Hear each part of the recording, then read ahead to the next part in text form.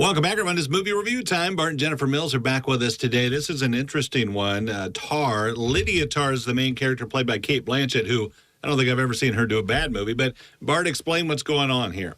Well, this is a story about Lydia Tar, who is a fictional conductor. She's a woman who is at the very peak of her professional career, and we just get to watch her through this sort of long, enigmatic movie fall apart a little bit at a time. And so that's really at its core what this movie is all about.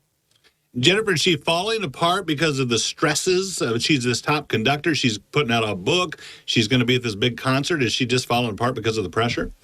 She's falling apart mainly because she comes under accusations that she's abusing her power.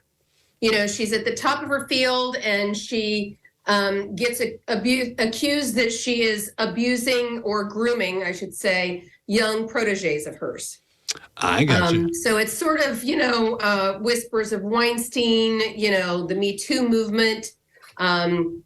Right. And that's what brings her down. Okay. Is it one of those, Bart, that you really have to pay attention to? Because I think you mentioned it, and I saw some other critics say it's not for everybody, but you have to be sharp and really watch this one. Well, it is. It's a novel of a movie. Todd Fields has only made 3 movies. They've all been really sort of heavy lifting in terms of movies. Of course, this is Cate Blanchett's Oscar movie. Mm-hmm. She's phenomenal. She could win an Oscar. And she really does pull you through this, but it's a complicated movie. It is not, we're in a position where we've seen a lot of sort of Me Too commentary in the films and TV in the last couple of years. This movie, like a lot of, it makes it a complex issue, because it is a complex issue.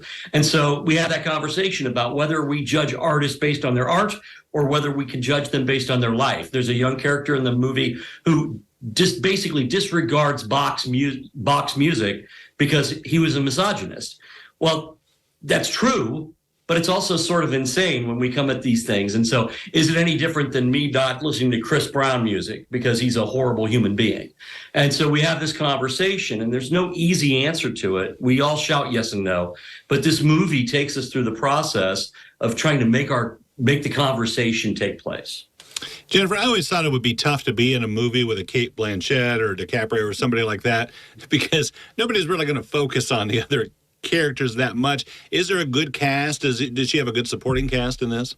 She really did. Her wife Sharon does a really great job. Her secretary, who she just manipulates. She's a protege of hers. She wants to be a conductor also, but of course Cate manipulates her because she wants to keep her as her assistant. So she doesn't want to promote her, because then she'd have to train another assistant. So hire someone else, But the supporting cast is really good, but you just cannot, you're focused completely on Cate because she's so brilliant in this role. Yeah, she is so good. It's a long movie, Bart, as you said. Do we need to watch this in pieces? I mean, because I'm getting older, and I don't know if I can sit there for 3 hours anymore. Yeah, we were fortunate enough to be able to watch it at home. I love the movie theater experience, but the number of car chases and space shoot-'em-ups in this is pretty limited. So you can watch it on your couch when it comes out on VOD. And, that gives you a little bit of time to stew in it. And this is a movie that you really want to stew in it. And they ask you not to stew in your movie seats anymore. So it's probably better to do that at home as well. Right. Do all your stewing at home. Well, Cate Blanchett is she's such a great actress. I'm not sure. And she's done some parts where she was a little shady. Is this kind of Devil Wears Prada kind of feel? Do you root for her, or Jennifer, or do you just dislike her? Well, I'm definitely not rooting for her. Okay.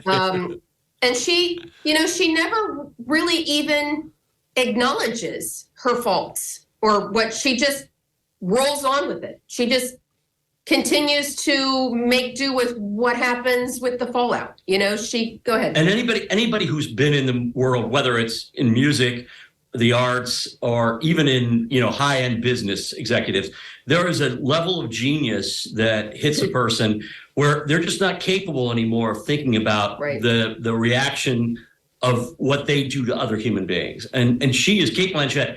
She always plays a little icy, and she plays genius as well as anybody else, because you believe that she is that smart, and her mind, you can watch her mind working, and it's fascinating to see. But those people leave other humans behind quite a bit. And this isn't like, anybody who's worked in music or the arts knows that conductors have historically been pretty horrible human beings. They shout, they scream. She doesn't do that. She is actually a very thoughtful, calm conductor. But she's icy, and the things that she says to people off the cuff are just brutal. And so it's hard to like her, but it's also hard not to respect her. Yeah, she's pretty brilliant. She's brilliant, Yeah, it sounds fascinating. One to see. Thank you guys so much for telling us about it. Appreciate it. Appreciate it. You bet. Nice chatting with you. We'll be back after this.